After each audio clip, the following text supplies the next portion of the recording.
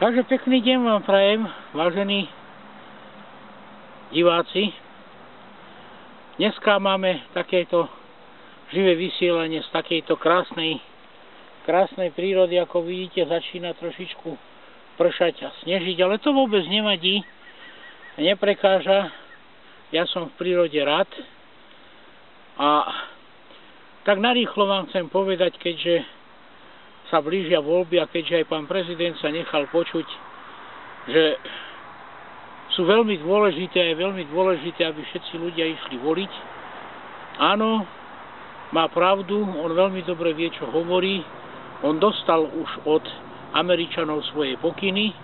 On veľmi dobre vie, že vlastne sme vo vojnovom stave, že Američania potrebujú mať tu na Slovensku svoje základne, svoju veliteľskú centrálu, svoje spravodajské služby. Za týmto účelom sem do Banskej Bystrice aj idú vlastne dať tú firmu, ktorá má vyrábať tie čipové karty, ktorej šéfom je bývalý šéf Interpolu.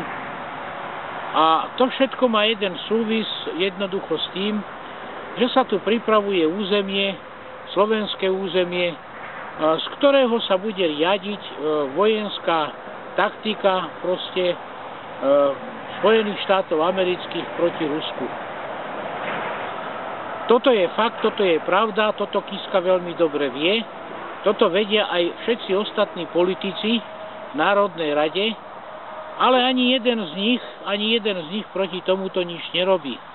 Čiže nikto nerobí nič, jednoducho všetci sú za to, aby Slovania a Slovenská republika poskytla svoje územie, aby sme jednoducho ako národ sa postavili do vojny, proste sme podriadení a vykonávame vlastne záujmy sionistov, ktorí ovládajú vlastne celý svet cez tých najväčších boháčov v Amerike a v Európskej únii. Vojny sú pre nich to jediné, na čom najviac bohatnú, a robia to od počiatku, proste od Mojžiša, od čias faraónov až doteraz. A my im jednoducho skáčeme na lep. Oni proste vytvárajú majdany, vytvárajú náboženské, etnické, rasové nepokoje, intrigy. Proste. A my hráme ich hru, hráme jednoducho ich scenári, to divadlo, ktoré proste oni jednoducho vytvárajú. A bolo by na čase už, keby si ľudia uvedomili, že oni sú slobodní, že ľudia jednoducho by nemali byť iba akýsi ľudskí roboti, bez vlastného myslenia, bez vlastných úvah, bez vlastnej nejakej analýzy situácie. Nemali by iba jednostranne prijímať informácie a vykonávať stále dokola vôľu niekoho iného, len nie tú svoju. Takže ja vlastne týmto spôsobom volám ľudí, aby zapli proste tú svoju kontrolku tam, kde si v úzadí, aby začali trošku uvažovať, aby začali byť samými sebou. Lebo je úplná katastrofa, keď človek je doslova a do písmena akýmsi poslušným otrokom a robotom, len obyčajným robotom, ktorý vykonáva proste to, čo mu jeho navigátor naprogramoval, a to, čo mu jeho navigátor jednoducho nainštaloval, a tak ako ho zapne jednoducho, tak ten človek funguje.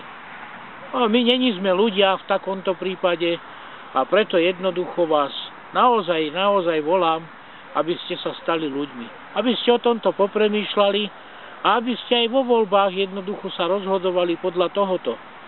Ak tu politické strany sú kúpené týmito najväčšími boháčmi, ak demokracia je naozaj len to, že tu pár ľudí, proste najväčších boháčov, uvažuje len v tom zmysle, že chcú ľudí ovládať, chcú svet ovládať, chcú si všetko privlastniť a chcú panovať jednoducho a vládnuť a rozkazovať, no tak by bolo na čase, aby tí ľudia prevzali toto všetko do svojich rúk. Každá ríša doteraz padla na to, že jednoducho tá menšia skupina, ktorá vládla, sústredila majetok, vydierala, zotročovala proste a tí otroci sa vždy postavili a každú takúto ríšu povalili.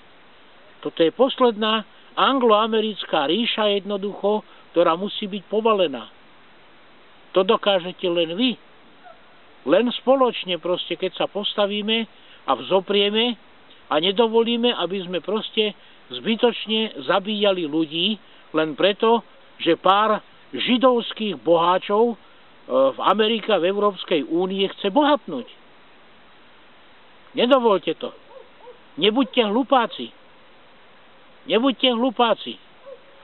Takže ja vás tomuto vyzývam, aby ste sa naozaj stali ľuďmi a prestali byť robotmi a poslušnými otrokmi nejakých